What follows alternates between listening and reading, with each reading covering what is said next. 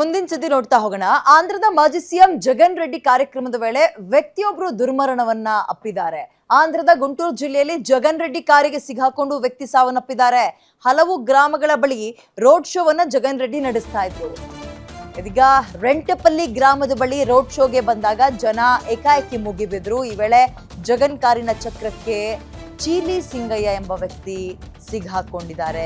ಚೀಲಿ ಸಿಂಗಯ್ಯನ ತಲೆ ಮೇಲೆ ಜಗನ್ ಮೋಹನ್ ಅವರ ಕಾರು ಹರಿದಿದೆ. ಪರಿಣಾಮವಾಗಿ ಆತ ಸಾವನ್ನಪ್ಪಿದ್ದಾರೆ. ರೆಂಟಪಲ್ಲಿ ಗ್ರಾಮದ ಬಳಿ ರೋಡ್ ಶೋಗೆ ಜನ ಒಟ್ಟಿಗೆ ಮುಗಿಬಿದ್ದಾಗ ಈ ದುರ್ಘಟನೆ ನಡೆದಿದೆ.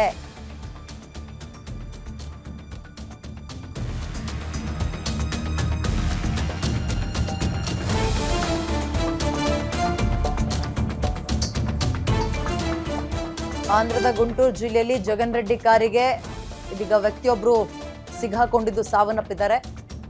ರೋಡ್ ಶೋ ನಡೆಸಬೇಕಾದ್ರೆ ಜನ ಮುಗಿ ಬಿದ್ದಿದ್ದಾರೆ, ಗಮನಿಸ್ತಾ ಇದ್ದೀರಿ. ಕಂಟ್ರೋಲಿಗೆ ಸಿಕ್ಕಿಲ್ಲ ಜನ. ಭದ್ರತೆ ಹೇಗಿದೆ ನೋಡಿ ಅಲ್ಲಿ. ಈಗ ಕಾರ್ನ ಮೂವ್ ಮಾಡ್ಬೇಕಾದ್ರೆ ಡ್ರೈವರ್ಗೂ ಕೂಡ ಗೊತ್ತಾಗಿಲ್ಲ. ಮೂವ್ ಮಾಡಿದ್ರೆ ಅದ್ರ ಅಡಿ ಯಾರೋ ಸಿಗಾಕೊಂಡಿದ್ದಾರೆ, ಅವ್ರ ತಲೆ ಮೇಲಿನೇ ಕಾರ್ ಹರಿದು ಬಿಟ್ಟಿದೆ. ನಿಜಕ್ಕೂ ಜನ ಅಯ್ಯಪ್ಪ ಗಮನಿಸ್ತಾ ಇದ್ದೀರಿ. ಮೂವ್ ಆಗಿದೆ, ಅವ್ರ ಮೇಲೆ ಹತ್ತಿದೆ ಕಾರು, ಫೋರ್ಸ್ ಆಗಿ ಹೋಗಿದ್ದಾರೆ, ಮುಗೀತು ಆತನ ಜೀವ. ಈ ತರದ ಹುಚ್ಚು ಅಭಿಮಾನ ಯಾಕೆ ಅಂತ ನಿಜವಾಗಿಯೂ ಅರ್ಥ ಆಗಿಲ್ಲ. ನಮ್ಮ ಬೆಂಗಳೂರಿನಲ್ಲಿ ನೋಡಿದ್ರೆ ಕಾಲ್ ತುಡಿತಾ, ಇಲ್ಲಿ ನೋಡಿದ್ರೆ ಅವ್ರು ನೋಡಕ್ಕೆ ಅಂತ ಜನ ಸೇರಿರೋದು.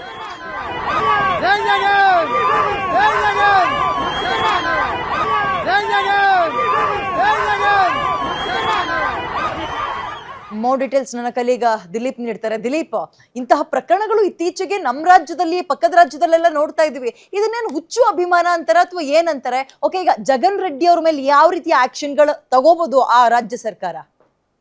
ಈಗ ಜಗನ್ ರೆಡ್ಡಿ ಅವರ ಏನೊಂದು ವಾಹನದ ಸಿಲುಕಿ ವ್ಯಕ್ತಿ ಸಾವನ್ನಪ್ಪಿರೋ ಪ್ರಕರಣ ಇದೆ.